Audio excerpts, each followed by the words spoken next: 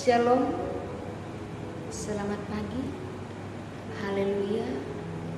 Kita jumpa lagi di pagi yang indah ini dalam renungan harian Toraja Gereja Toraja Jemaat Pengadaan Sanggata edisi 30 Juni 2020. Mengawali setiap kegiatan kita, saudara-saudara, mari kita menundukkan hati membaca firman Tuhan. Namun sebelumnya kita berdoa. Kami bersyukur ya Allah kepada-Mu di pagi yang indah ini. Kami boleh menyambut hari baru, hari karunia Tuhan.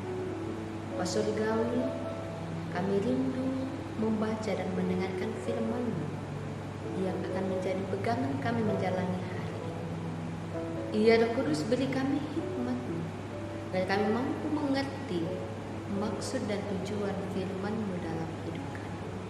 Ampunkan kami, berkati kami. Dalam Yesus Kristus kami berdoa kepada-Mu. Amin. Saudara-saudara yang dikasihi Tuhan, bahagian firman Tuhan yang akan kita baca bersama-sama dari kitab Kejadian pasal 22 ayat 9 sampai ayat 19. Firman Tuhan berbunyi, sampailah mereka ke tempat yang dikatakan Allah kepadanya. Lalu Abraham mendirikan mezbah di situ. Disusunnya kayu, diikatnya Ishak anaknya itu, dan diletakkannya di mezbah itu di atas kayu api. Sesudah itu Abraham mengulurkan tangannya lalu mengambil pisau untuk menyembelih anaknya. Tetapi bersuara malaikat Tuhan dari langit kepadanya, Abraham, Abraham. Sahutnya, iya Tuhan. Lalu ia berfirman, janganlah bunuh anak itu dan jangan kau apa-apakan dia. Sebab telah kuketahui sekarang bahwa engkau takut akan Allah dan engkau tidak segan-segan untuk menyerahkan anakmu yang tunggal kepadaku. Lalu Abraham menoleh dan melihat seekor domba jantan di belakangnya yang tanduknya tersangkut dalam belukan. Abraham mengambil domba itu lalu mengorbankannya sebagai korban bakaran pengganti anaknya. Dan Abraham menamai tempat itu Tuhan menyediakan. Sebab itu sampai sekarang dikatakan orang, di atas gunung Tuhan akan disediakan. Untuk kedua kalinya berserulah malaikat Tuhan dari langit kepada Abraham. Katanya, aku bersumpah demi diriku sendiri, demikianlah firman Tuhan, karena engkau telah berbuat demikian, dan engkau tidak segan-segan untuk menyerahkan anakmu yang tunggal kepadaku, maka aku akan memberkati engkau berlimpah-limpah dan membuat keturunanmu sangat banyak seperti bintang di langit dan seperti pasir di tepi laut. Dan keturunanmu itu akan menduduki kota-kota musuhnya. Oleh keturunanmu lah semua bangsa di bumi akan mendapat berkat, karena engkau mendengarkan firman. Kemudian kembalilah Abraham kepada kedua bujangnya, dan mereka bersama-sama berangkat ke Betseba, dan Abraham tinggal di Betseba. Amin. Firman Tuhan. Saudara-saudara, renungan kita di pagi ini diberi satu tema, mengorbankan harta yang berharga. Mengorbankan harta yang berharga. Saudara-saudara, apa yang sangat berharga yang saudara miliki? Ketika kita memiliki sesuatu yang sangat berharga, lalu kita diminta untuk mengorbankannya, bagaimana sikap kita? Ada sebuah kisah, satu keluarga yang kedatangan beberapa orang tamu yang saat itu akan bermalam di rumah mereka. Keluarga tersebut ingin menyediakan makanan yang dianggap spesial bagi tamunya, namun mereka hanya punya induk ayam dengan anak-anaknya yang masih kecil. Keluarga tersebut lalu merelakan induk ayam dipotong untuk menjadi menu malam itu. Keesokan paginya, tamu terbangun karena suara anak ayam yang berisik Jangan sementara diberi makan oleh seorang anak dengan itu. Seorang tamu bertanya kepada anak itu, kenapa ayamnya berisik nak? Mana induknya? Jawab anak itu yang dimakan tadi malam. Saudara-saudara, melalui perikop pembacaan kita saat ini, dikisahkan bagaimana Abraham berhadapan dengan pengorbanan yang jauh melebihi apa yang dikorbankan keluarga dalam kisah di atas. Sebagaimana perenungan kita kemarin, bahwa Abraham itu orangnya taat pada perintah Tuhan.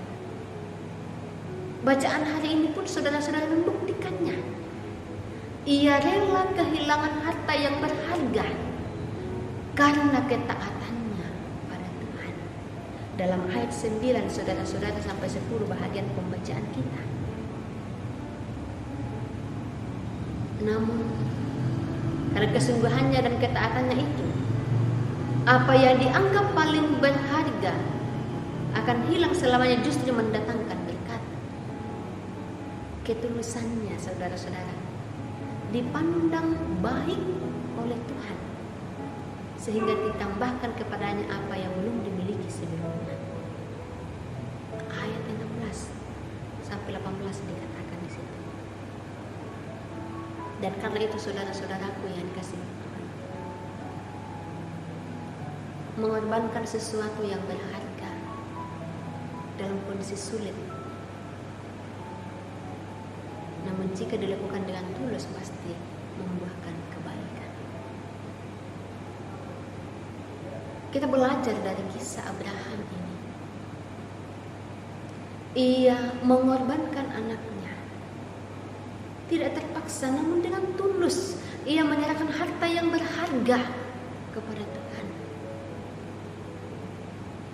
Begitupun dalam kehidupan kita saudara-saudara, dalam pelayanan, dalam persekutuan, dan dalam melakukan tanggung jawab yang terkadang harus berkorban. Bagaimana kita memberi dengan tulus? Firman Tuhan mengajak kita, mengingatkan kita, lakukan dan berikanlah pengorbanan itu dengan hati yang tulus. Maka pasti Tuhan memberikan yang jauh lebih baik dalam hidup ini. Seperti Abraham, yang memberikan jauh lebih baik janjinya. Bahkan dikatakan keturunannya akan seperti bintang di langit dan seperti pasir di laut, melebihi dari yang dia miliki. Karena itu saudara-saudara, mari menyatakan setiap pengorbanan kita untuk melayani Tuhan, dan Tuhan akan menambahkan semuanya dalam hidup kita. Amin. Firman Tuhan. Mari kita berdoa. Sungguh indah waktu yang Engkau anugerahkan kepada kami ya Allah. Kami boleh menidurkan hati kami sejenak, berada di sekitar firman-Mu, merenungkan firman-Mu. Bapa Surgawi, terima kasih untuk firman yang Tuhan telah perdengarkan di tengah-tengah kehidupan kami di pagi yang ini. Firman ini akan menuntun kami dalam mengangkat setiap tanggung jawab yang Tuhan telah percayakan kepada kami, baik di tengah-tengah keluarga, di tengah-tengah persekutuan, pun di tengah-tengah pekerjaan kami. Bapa Surgawi, kami bersyukur untuk pagi ini, mengawali semua aktivitas kami ya Allah. Kami serahkan kehidupan jemaat-Mu ke dalam tangan kasih-Mu. Bersyukur untuk hari baru yang Tuhan anugerahkan. Bersyukur untuk kesempatan, untuk kesehatan, untuk umur panjang yang Tuhan telah anugerahkan kepada kami semua di pagi yang indah ini. Kami serahkan kehidupan, kerja, karya, dan pelayanan kami hari ini ya Allah ke dalam tangan kasih-Mu. Kiranya kekuatan-Mu, Roh Kudus mula yang akan terus memampukan kami untuk mengangkat setiap tanggung jawab kami, baik di tengah-tengah pekerjaan kami dimanapun kami bekerja, di tengah-tengah keluarga kami, maupun di tengah-tengah pelayanan dan persekutuan kami di jemaat-Mu di Palembang tempat ini ya Allah. Kami juga berdoa buat keluarga yang Tuhan anugerahkan.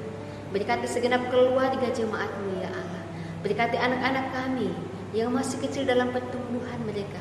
Biarlah mereka bertumbuh berkembang dalam tangan kasih Tuhan.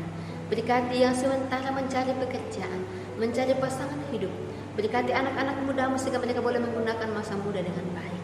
Berkati setiap rencana, harapan, dan kerinduan jemaat-Mu ya Allah. Dan biarlah apapun mereka rencanakan, semuanya menjadi rancangan Tuhan dalam hidup jemaat. Bapa Surgawi, kami berdoa buat kehidupan bangsa dan negara kami. Berkati pemerintah kami ya Allah. Berkati tim medis di dalam mengangkat tanggung jawab mereka dalam melawan penyebaran COVID-19. Dan biarlah bersama-sama dengan pemerintah, bersama dengan masyarakat, kami boleh bersama-sama bergandengan tangan ya Allah memikirkan solusi pencegahan penyebaran COVID-19 ini. Bapa Surgawi, berikan kekuatan kepada kami semua. Lewatkan kami dari pergumulan ini ya Allah. Dan biarlah kami boleh hidup senantiasa mengandalkan Engkau.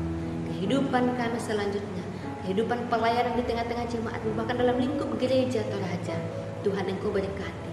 Biarlah di tengah-tengah pandemi ini, gereja-Mu terus menyuarakan kenabian, menyatakan kasih Kristus, dan di dalam semua itu ya Allah, kasih-Mu yang akan senantiasa nyata.